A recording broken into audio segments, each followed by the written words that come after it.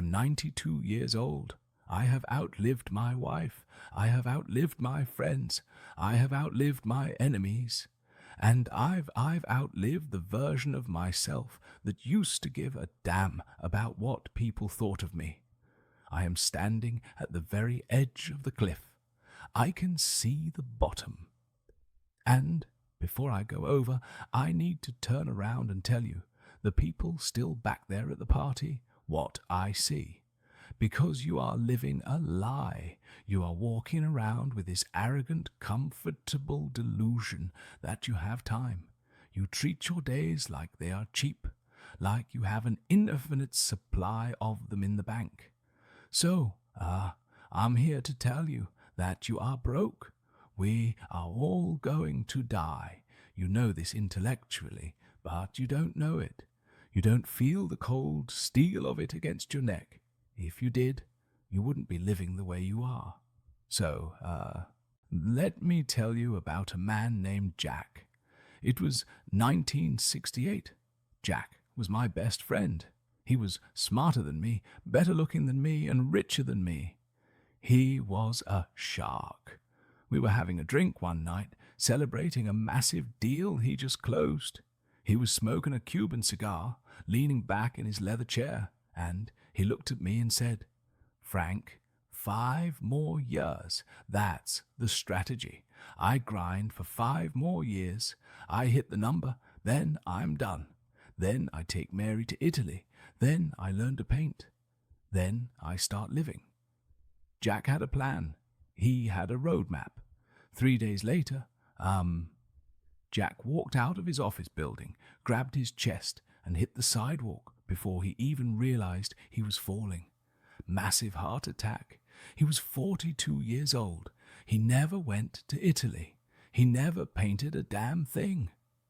I stood over his casket, and the tragedy wasn't that Jack died. We all die. The tragedy was that Jack spent his entire existence waiting to live. He treated his life like a waiting room for a better future that never arrived. And the cruelest part, I went to his office a week later to clear out his desk. His calendar was booked for the next 6 months. His inbox was full of urgent messages. The world didn't stop because Jack died. His company replaced him in 2 weeks. His clients forgot his name in a year. And right now, looking at you, I see Jack. You are telling yourself the same lie. I'll be happy when I get the promotion. I'll take the trip when the kids are older. I'll forgive my brother when he apologizes. Let me give you a hard fact from a 92-year-old man. There is no later, there is only now. And if you are trading your now for a later, that isn't guaranteed.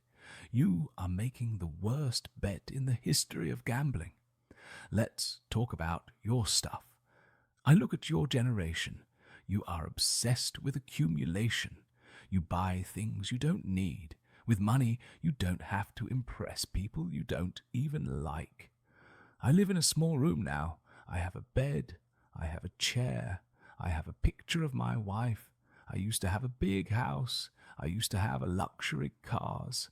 I used to have a garage full of toys. And I am telling you, with the absolute clarity of the endgame, it is all garbage. I have been to a lot of funerals. I have never, not once, seen a U-Haul trailer following a hearse. When you die, your kids are going to hire a stranger to come into your house and throw 90% of your precious stuff into a dumpster. The other 10% they'll sell at a yard sale for quarters. That is the sum total of your materialism. Future trash. So, why are you putting yourself down so far to buy it? Why are you working 60 hours a week, missing your daughter's childhood to pay for a car that sits in traffic? It is madness, and you won't realize it's madness until you are sitting where I am sitting, and by then it is too late to return the merchandise. Let me tell you about the big victory. It was 1979. I won the Businessman of the Year award in my city. Big banquet, black tie. I walked up to the podium. People applauded. I felt like a god. I felt like I had won the game. I went home that night holding the trophy. My house was dark. My wife Eleanor was asleep. My kids were asleep. I sat at my kitchen table alone, drinking a scotch, staring at this piece of glass. And I realized the applause had stopped. The people at that dinner didn't care about me. They cared about what I could do for them. And the people upstairs, the people who actually love me, I had neglected them for months to win that piece of glass. I miss my son's varsity games to stay late at the office. I miss my anniversary dinner to close a merger. And for what? That trophy is currently in a box in a basement somewhere. I don't even know where it is. But the memory of my wife's sad eyes when I told her I couldn't make it to dinner, that is right here. That stays. You think your career is your legacy. It's not. It's a transaction. You are selling the hours of your life, hours you will never ever get back to build someone else's castle. If you drop dead today, your job would be posted online before your obituary. Do not worship at the altar of your career. It will not love you back. It will not hold your hand when the lights go out. So, what matters? If the money is fake, and the career is a trap, and the stuff is garbage, what is left? I'll tell you. The only things you get to keep are the things you gave away, the love you gave, the time you gave, the connection. I sit here in this chair and I don't replay my business deals. I replay the Sunday mornings with Eleanor. I replay the sound of my daughter laughing when she was 3. I replay the time I helped a stranger push his car out of a snowbank. That is the only wealth there is. So, here is my challenge to you. Here is the no BS strategy for the rest of your life. Number 1, kill your ego. You're so terrified of looking foolish. You don't take the risk. You don't start the business. You don't ask the girl out. Why? Because you are afraid of what they will think. Let me liberate you. Nobody is watching you. They are too busy worrying about themselves. You are the main character only in your own head. To everyone else, you are background noise. Stop letting your fear of other people's judgment paralyze you. Their judgment will rot in the ground right next to them. Number 2, practice the last time.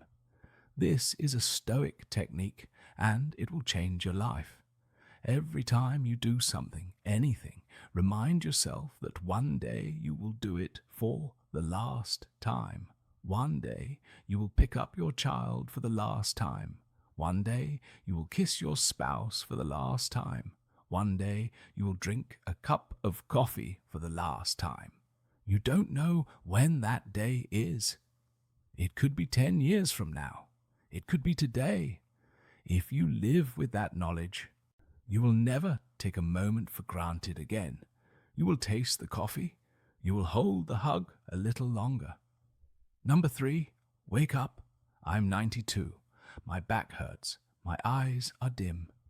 But you have the golden ticket. You have your health. You have your youth. And you are spending it scrolling through a phone. You are numbing yourself. Stop it. Go outside. Feel the wind. Look at the sky. Call your mother. Forgive your enemy, not for them, but because you don't have time to carry the luggage of hate anymore. We are all going to die. It is the only guarantee we have. But most people never actually live. They just exist. They stay safe. They stay comfortable, and then they expire. Don't be like Jack. Don't wait for the 5-year plan. Eat the good food. Buy the plane ticket. Say, I love you first because the clock is ticking. Can you hear it? That is the sound of your life running out. Don't let it run out. Empty, I'm tired now. Go live.